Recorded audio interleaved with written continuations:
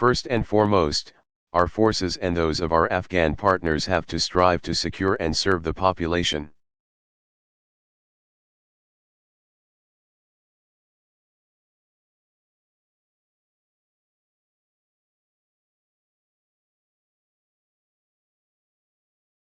We have to recognize that the Afghan people are the decisive terrain.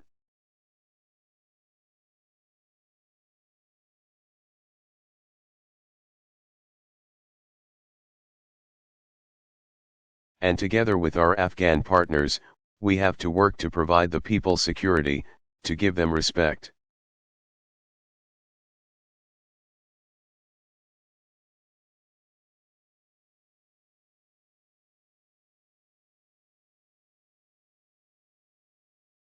To gain their support, and to facilitate the provision of basic services, the development of the Afghan security forces in the area.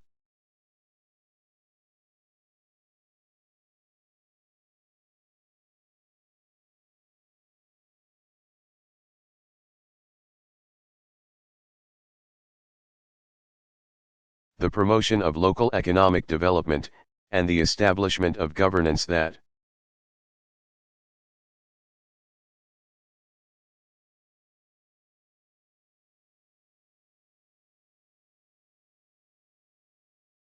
includes links to the traditional leaders in society and is viewed as legitimate in the eyes of the people.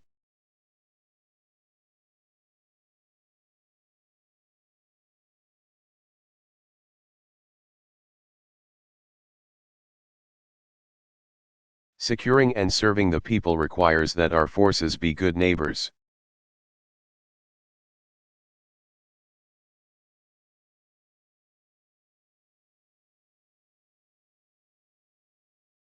While it may be less culturally acceptable to live among the people in certain parts of Afghanistan than it was in Iraq,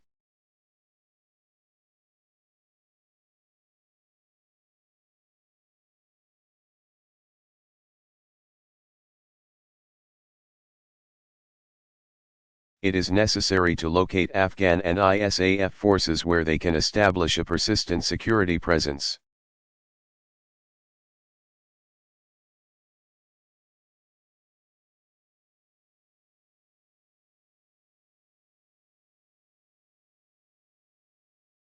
You can't commute to work in the conduct of counterinsurgency operations.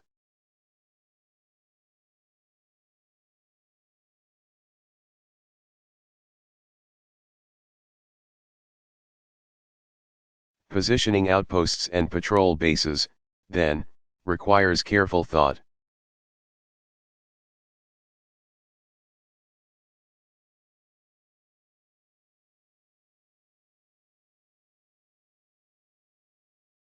Consultation with local leaders, and the establishment of good local relationships to be effective.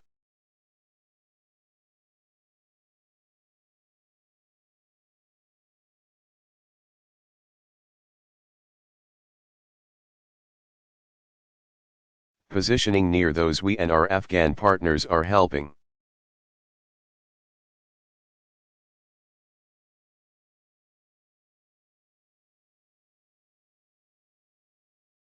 To secure also enables us to understand the neighborhood.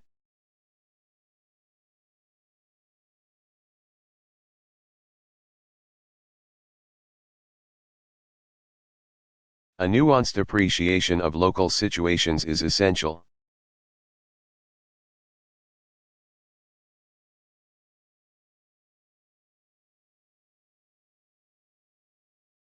Leaders and troopers have to understand the tribal structures, the power brokers, the good guys and the bad guys.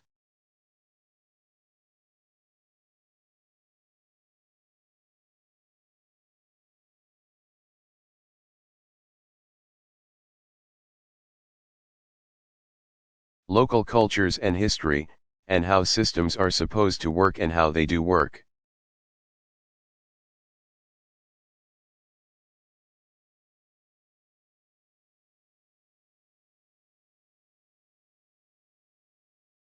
This requires listening and being respectful of local elders and mullahs.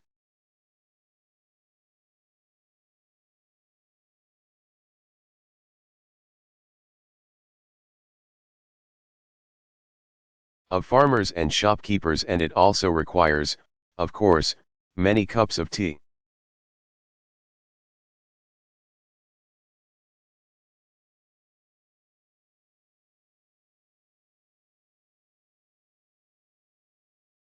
It is also essential that we achieve unity of effort, that we coordinate and synchronize the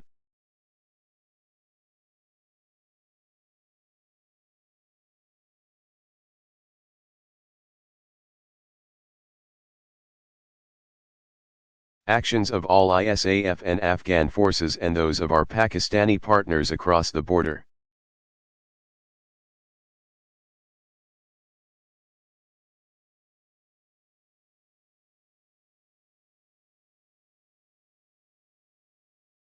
And that we do the same with the actions of our embassy and international partners.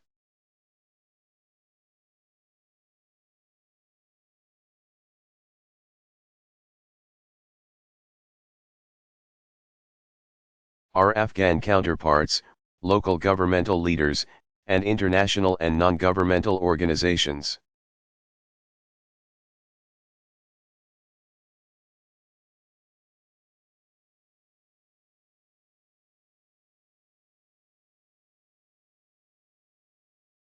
Working to a common purpose is essential in the conduct of counterinsurgency operations.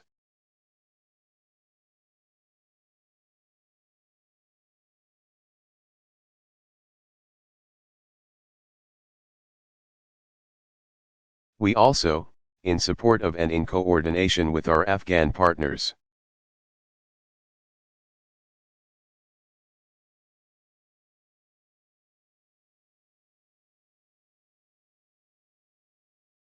need to help promote local reconciliation, although this has to be done very carefully.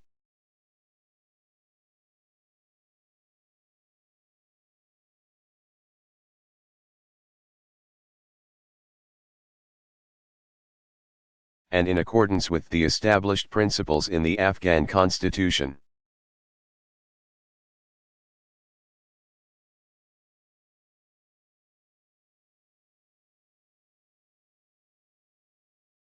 In concert with and in support of our Afghan partners, we need to identify and separate the irreconcilables.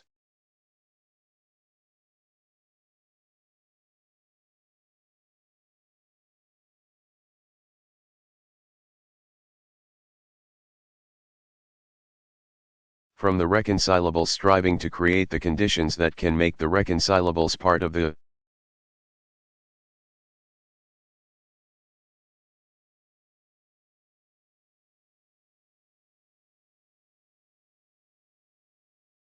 solution instead of a continuing part of the problem, even as we kill, capture, or run off the irreconcilables.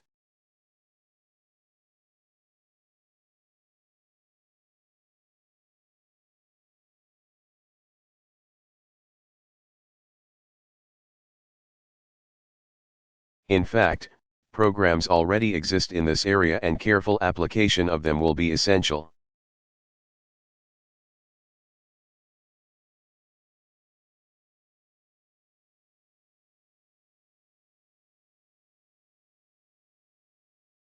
In the effort to fracture and break off elements of the insurgency in order to get various groups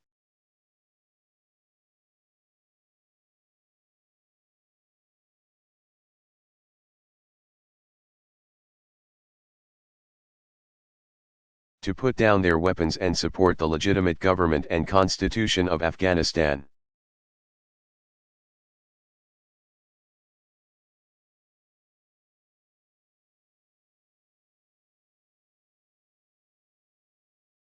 Having said that, we must pursue the enemy tenaciously.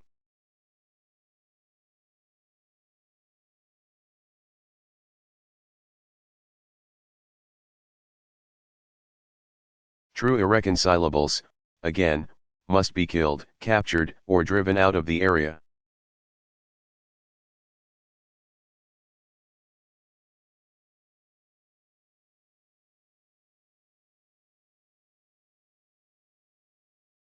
And we cannot shrink from that any more than we can shrink from being willing to support Afghan reconciliation.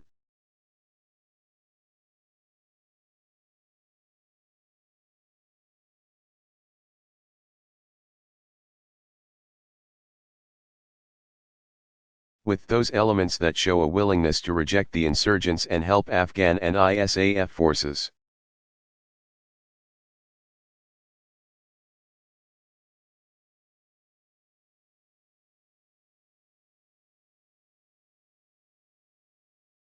To ensure that the gains achieved endure, ISAF and Afghan forces have to hold areas that have been cleaned.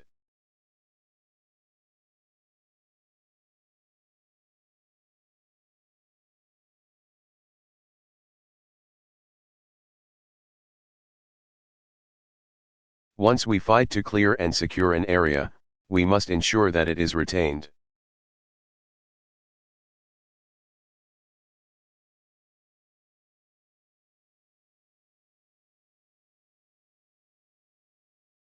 The people, and local security forces need to know that we will not abandon them.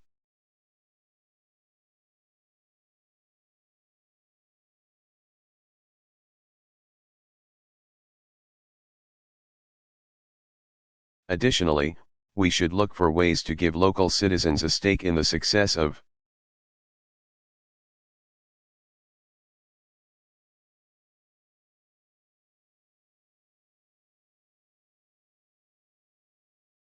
the local security effort and in the success of the new Afghanistan more broadly as well.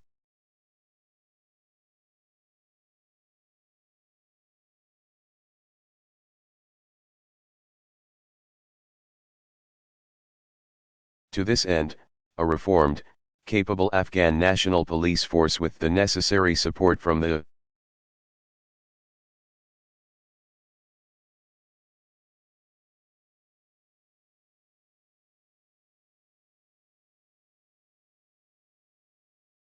international community and the alliance is imperative to ensuring the ability to protect the population.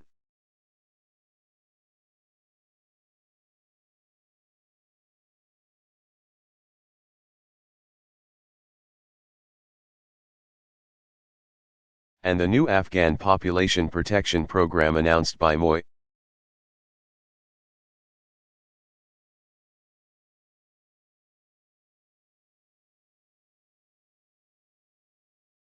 Atmer holds considerable promise and deserves our support as well.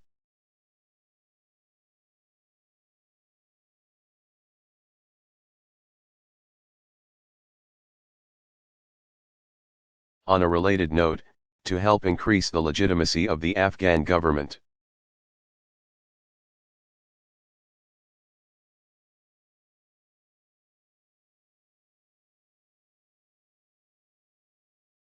we need to help our Afghan partners give the people a reason to support the government and their local authorities.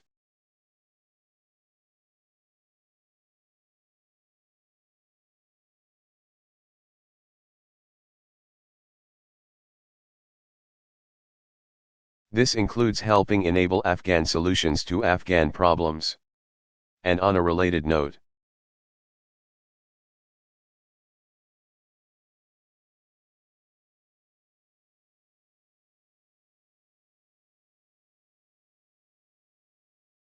given the importance of Afghan solutions and governance being viewed as legitimate by the people,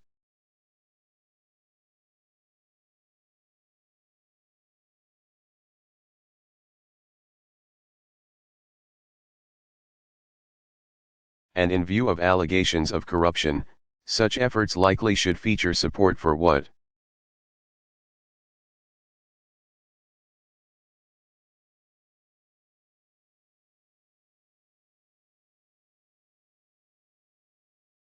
might be called an Afghan accountability offensive as well. That will be an important effort.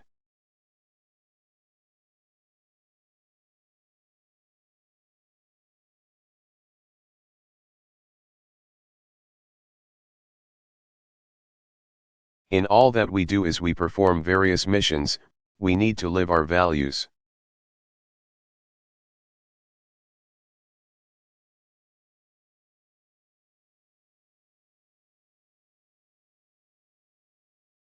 While our forces should not hesitate to engage and destroy an enemy,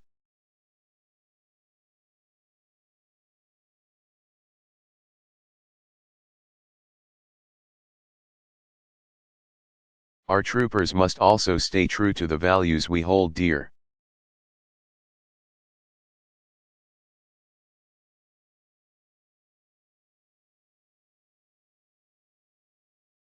This is, after all, an important element that distinguishes us from the enemy.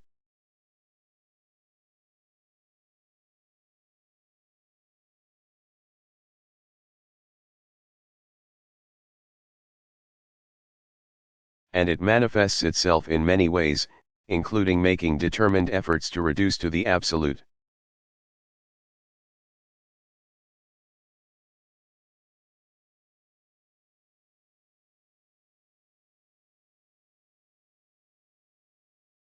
Minimum civilian casualties, an effort furthered significantly by the recent tactical direction.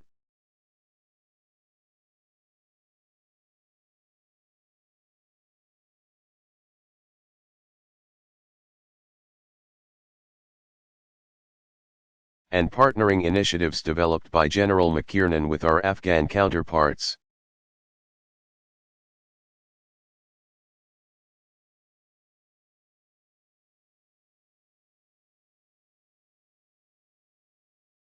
We must also strive to be first with the truth.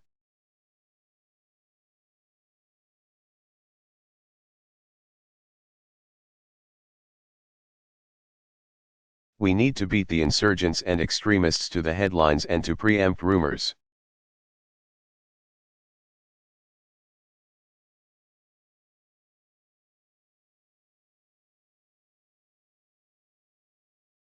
We can only do that by getting accurate information to the chain of command to our Afghan partners.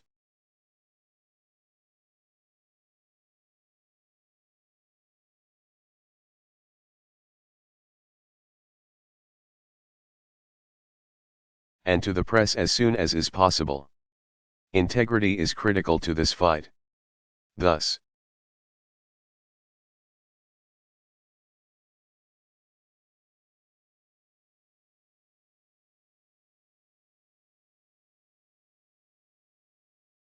when situations are bad, we should freely acknowledge that fact and avoid temptations to spin.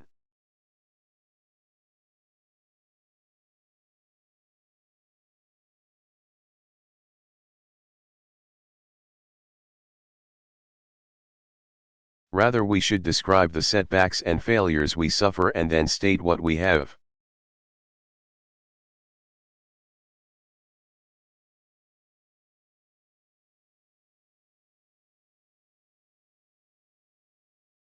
Learned from them and how we'll adjust to reduce the chances of similar events in the future.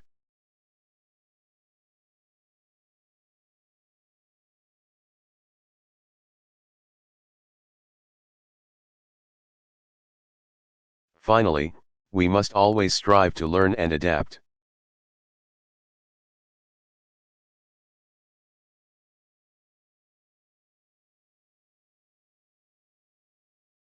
The situation in Afghanistan has changed significantly in the past several years and it continues to evolve.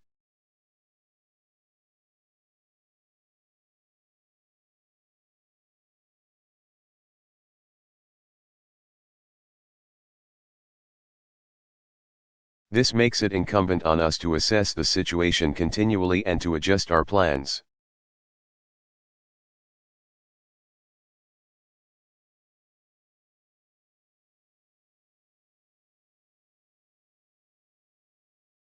Operations, and tactics as required.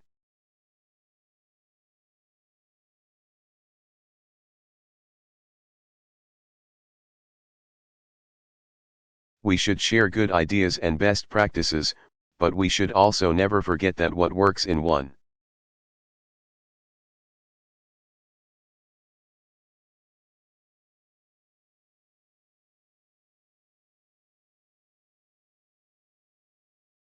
area today may not work there tomorrow, and that what works in an area may not work in another area either.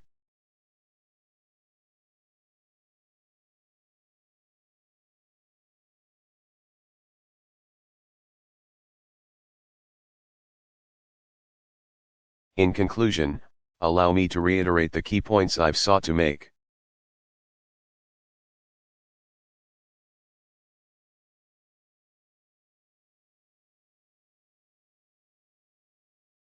we have a hugely important interest in ensuring that Afghanistan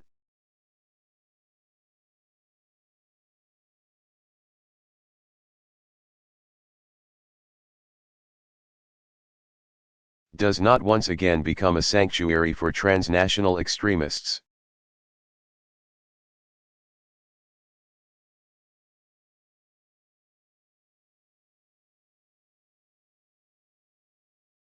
Achieving that core objective, in turn, requires the accomplishment of several other significant tasks.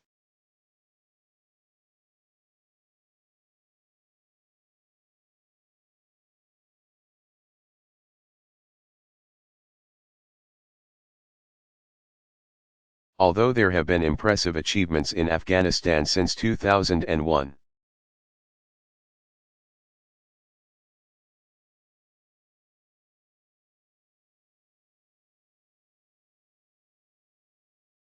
the security situation has deteriorated markedly in certain areas in the past 2 years.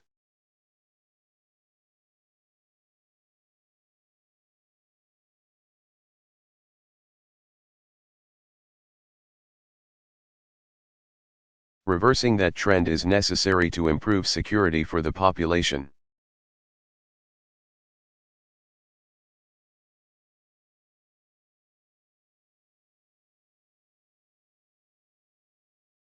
To permit the conduct of free and fair elections in August, and to enable progress in other important areas.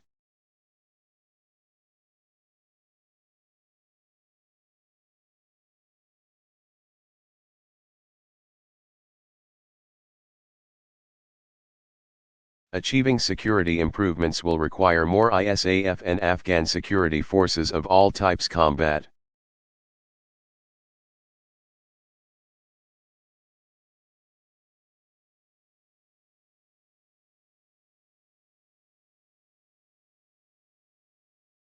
Combat support, logistics, trainers and advisors, special operations, and so on.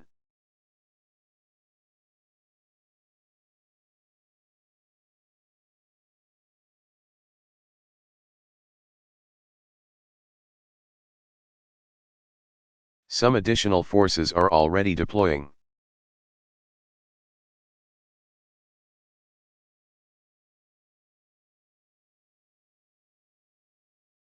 Further increases have been ordered or pledged, and more are under discussion.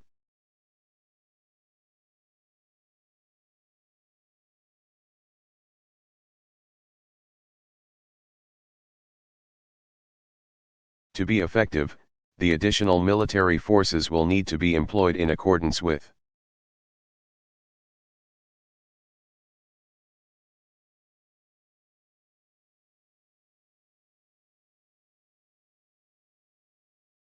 counterinsurgency concepts applied by leaders who have a nuanced understanding of their areas of operation.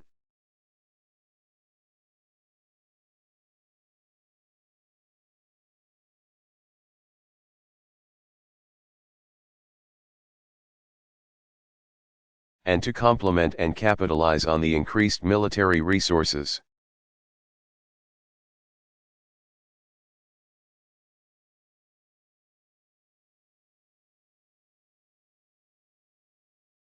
More civilian assets, adequate financial resources, close civil-military cooperation.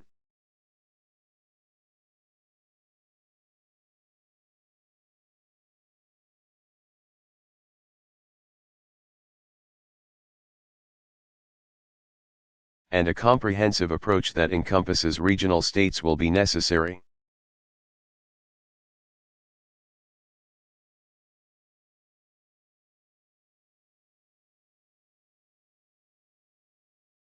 None of this will be easy.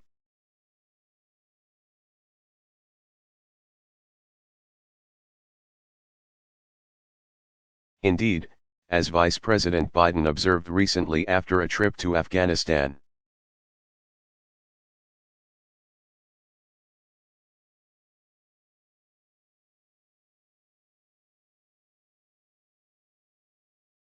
Afghanistan will likely get harder before it gets easier.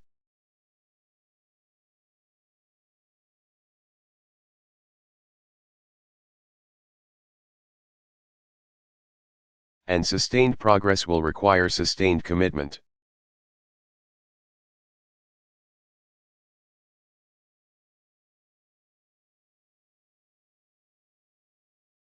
But our objectives are of enormous importance.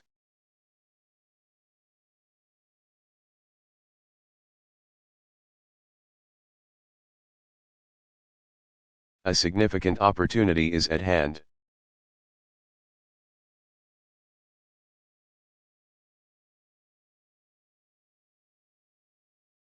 And we all need to summon the will and the resources necessary to make the most of it.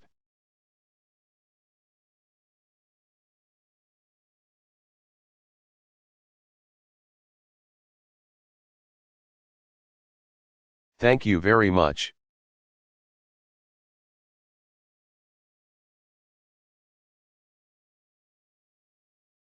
Douglas MacArthur.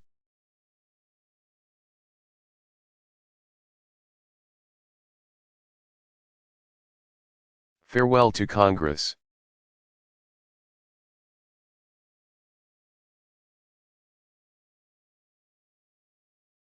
Delivered April 19, 1951.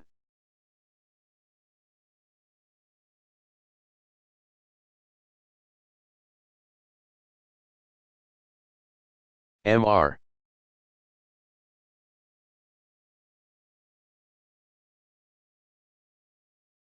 President, Mr. Speaker, and distinguished members of the Congress.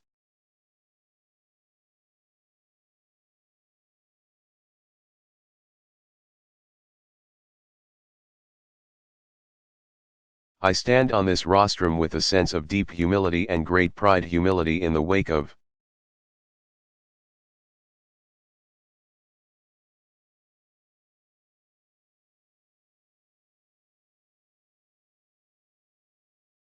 those great American architects of our history who have stood here before me. Pride in the reflection.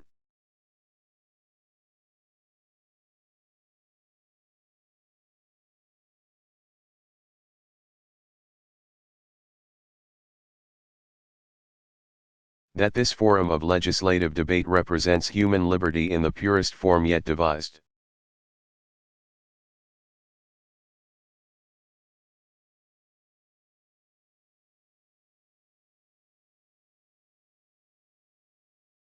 Here are centered the hopes and aspirations and faith of the entire human race.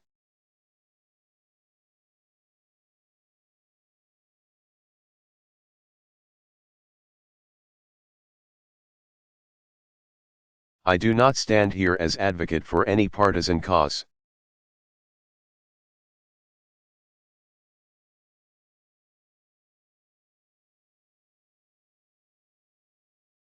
For the issues are fundamental and reach quite beyond the realm of partisan consideration.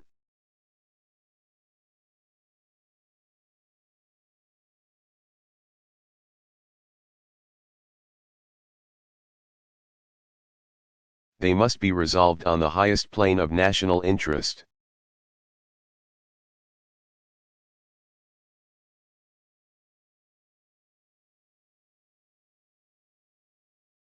If our course is to prove sound and our future protected,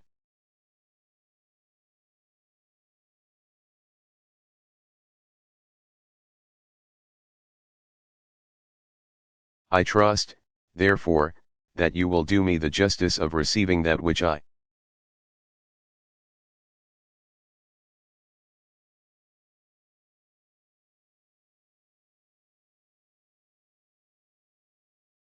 have to say as solely expressing the considered viewpoint of a fellow American.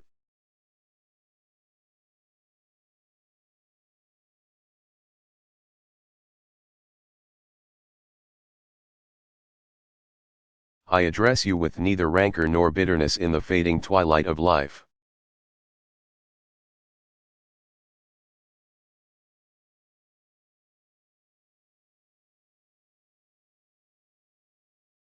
With but one purpose in mind, to serve my country.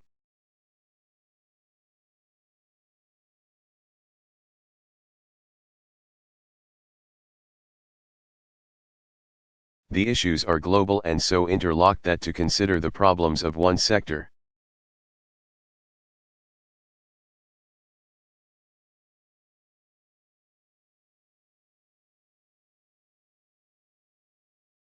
oblivious to those of another, is but to court disaster for the whole.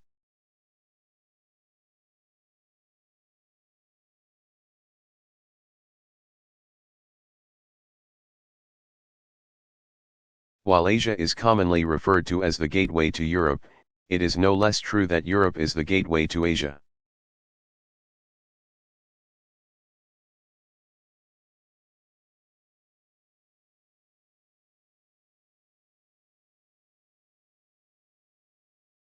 And the broad influence of the one cannot fail to have its impact upon the other.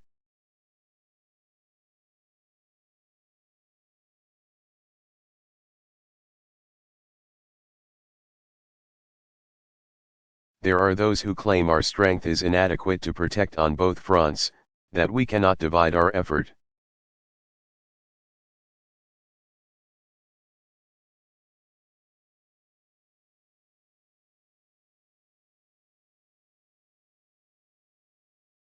I can think of no greater expression of